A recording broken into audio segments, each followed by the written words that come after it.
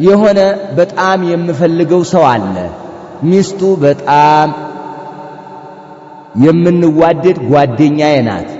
እሱን አግባኝ ብዬ ብጠይቀው በእሷ ላይ ኺያና መስራት ነው ወይ?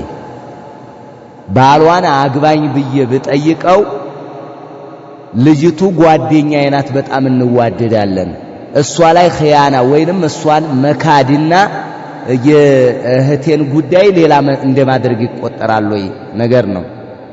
ኺያና አይባልም፣ ኺያና አይደለም። አሁን አስለ ሸሪዓው ተነጋግረናል። አስለ ሸሪዓው إذا كان رجلا صالحا ደግ ሰው ከሆነ ጥሩ ነው፣ እዲን ላይ ያግዘኛል ካለች መጠየቅ ትችላለች የጓደኛዋን ቢሆን። ነገር ግን አንድ ነገር አለ። ነገር ግን ጤናማ ኑሮ ለመኖር ማመዛዘኑ የተሻለ ነው። እዚች ልጅ ጋር ብገባ እንዴት ነው የሚለውን ነገር ጤናማ ከጤናማ ህይወት አንፃር እንጂ ይበቃል አይበቃም ከሚለው አንፃር አይደለም እየተናገርኩ ያለው። ይበቃል አይበቃም ኺያና ይባላል አይባልም ከሚለው አንፃር ኺያና አይደለም፣ ኺያና አይደለም፣ ማታለልም አይደለም።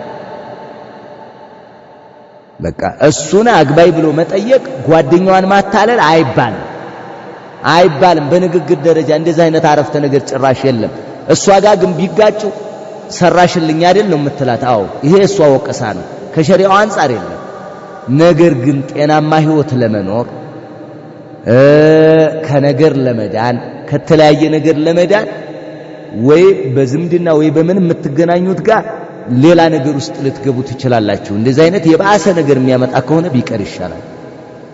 የባሰ ነገር የሚያመጣ ከሆነ ከዛ አንፃር ነው የምናየው።